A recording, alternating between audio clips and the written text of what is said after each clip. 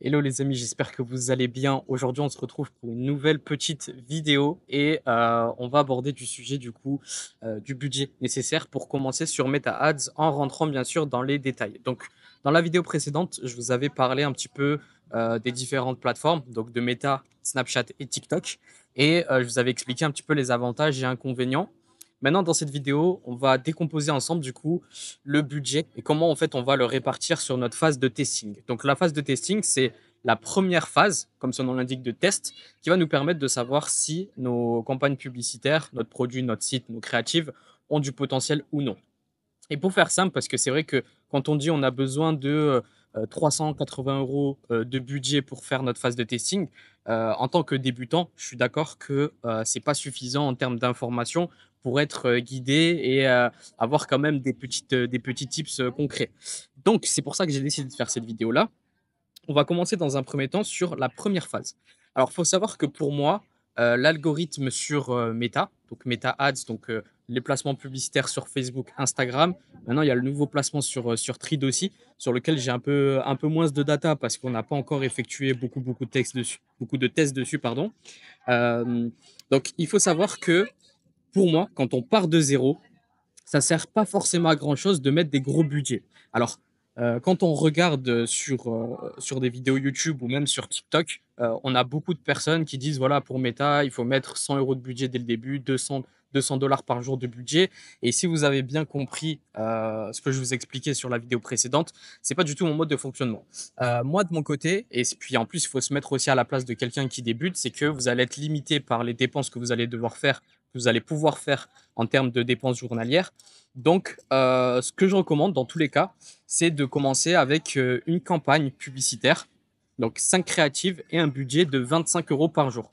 Cette campagne-là, c'est pas forcément le but de valider votre phase de testing, c'est de commencer votre phase de testing. Donc, vous allez commencer avec 25 € de budget publicitaire par jour sur, on va dire, 4, 5 jours, une semaine. Pour chauffer un petit peu déjà votre compte publicitaire, montrer à Facebook que vous êtes quelqu'un de légitime, entre guillemets, en payant vos facturations, récupérer des premières datas. Donc, potentiellement, sur cette période de test, vous allez commencer à avoir des ventes, vous allez avoir des créatives parmi les 5 premières créatives que vous allez tester qui vont commencer à bien performer.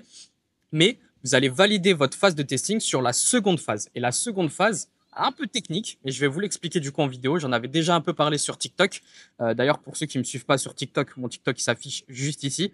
En gros, la deuxième phase de testing, c'est là où on va dire, la valider. D'accord. Donc, on a la première phase pour vérifier que tout est OP, montrer un peu de la trust à Meta, voir si tout est cohérent au niveau du site, au niveau des ATC, etc. Donc là, je pars vraiment pour le business e-commerce, hein. Cette vidéo-là, c'est pour les commerçants. Donc, première phase de test, histoire de se faire un petit peu les étirements, on peut appeler ça comme ça. Et la seconde phase de test pour valider. Donc, la deuxième phase de test, pardon, on va faire en fait une formule qui est très simple. Je vais vous la mettre en description et je l'avais déjà expliqué sur l'ebook gratuit, donc sur le guide méta.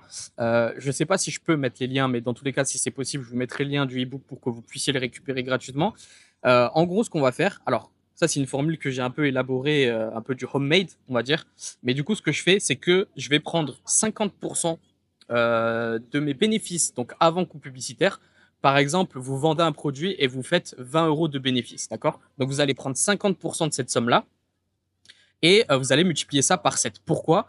Parce que je considère que si on arrive à avoir un CPA à 50% de son bénéfice, ça nous permet par exemple, de faire un retour sur investissement de x2. Donc, quand je dis retour sur investissement, c'est par exemple, vous allez dépenser 100 €, vous allez gagner 100 € dans votre poche. Donc, c'est pour ça. Donc, je prends 50% de mon bénéfice et je le multiplie par 7. Pourquoi 7? Parce que 7, c'est le nombre de ventes qu'il nous faut par jour sur une semaine pour que l'algorithme commence à travailler correctement avec Meta. Donc, quand on suit cette formule-là, notre objectif, c'est quoi? C'est qu'on ait un CPA qui soit égal ou inférieur à 50%. Bien sûr, si c'est inférieur, c'est beaucoup mieux parce que ça veut dire qu'on fait plus de bénéfices, mais au moins égal ou inférieur à 50% de notre bénéfice. Et qu'on ait 7 ventes minimum par jour pour qu'on puisse valider, on va dire, la phase de testing. Donc moi, c'est ce que j'utilise. C'est un petit tips voilà, que je vous donne. C'est 50%. Je répète la formule, mais comme j'ai dit, je vous la récap du coup dans la bio. J'en profite juste pour me requinquer un petit peu avec ce frappé. Donc voilà, et si vous faites ça, donc la première phase, chauffer un petit peu votre algorithme. La seconde phase, essayez d'aller chercher au minimum les 5 commandes par jour.